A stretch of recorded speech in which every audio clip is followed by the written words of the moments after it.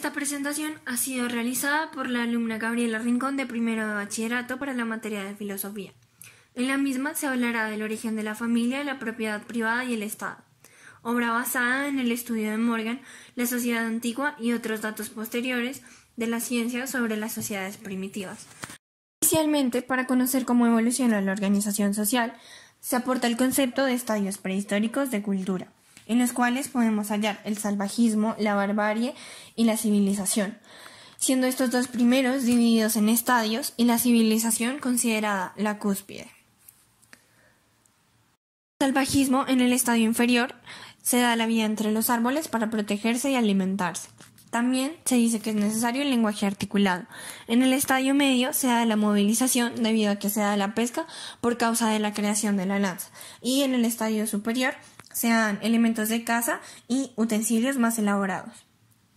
En el eslabón de la barbarie, en el estadio inferior se da la alfarería, domesticación y los cultivos. En el estadio medio se dividen el hemisferio oriental y el occidental. En el primero se da, por ejemplo, el pastoreo y en el segundo el cultivo y la construcción en adobe.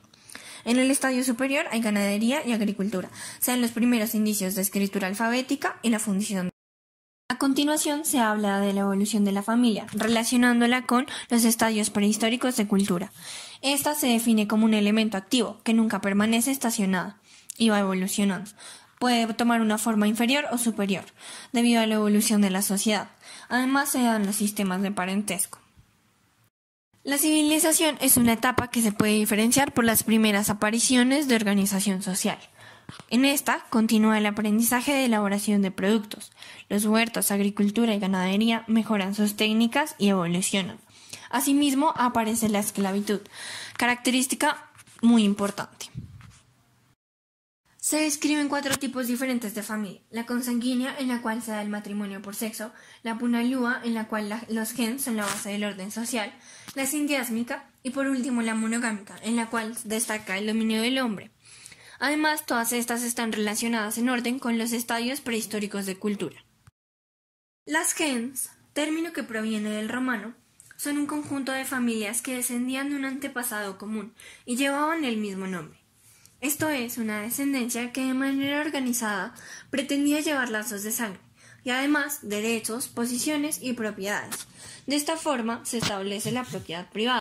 Las patrias están conformadas por diferentes gens. Entre algunas de las acciones que llevan a cabo está jugar a la pelota una contra otra. En caso de función de personajes importantes, la patria opuesta organizaba ceremonias funerarias. Además, si en la tribu se cometía un homicidio, la gens ofendida apelaba a sus gens hermanas.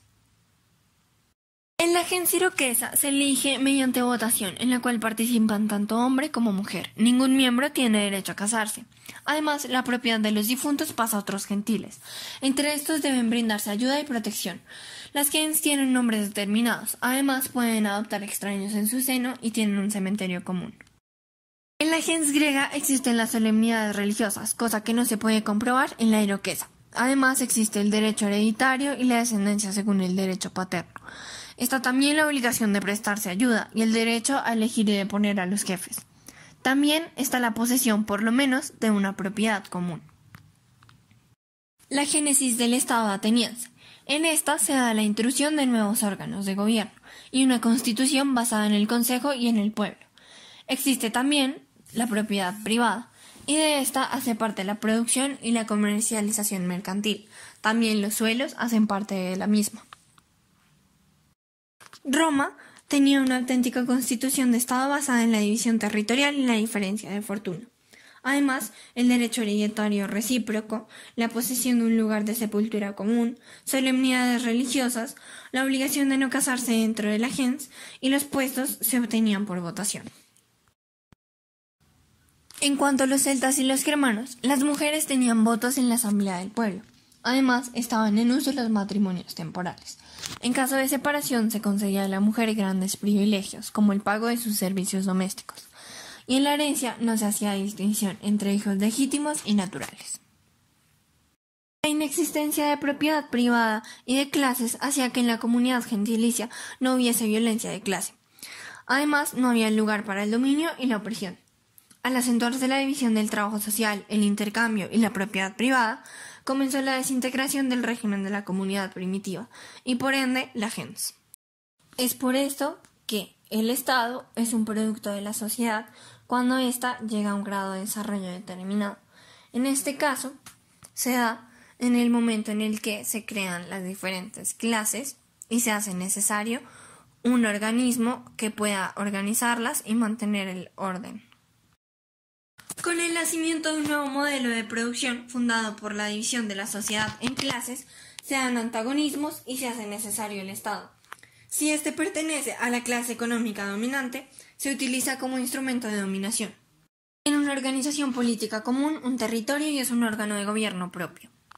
Acá para los poderes económico, ideológico y político. De esta manera, en los diferentes estados a lo largo del tiempo, la clase dominante se aprovecha de la baja. En el estado antiguo se aprovechan de los esclavos, en el feudal de los campesinos siervos y en el representativo de los asalariados. Lo que consta de gran riqueza teórica prueba que la propiedad privada de las clases y el Estado no han existido siempre, han aparecido en determinada fase del desarrollo económico.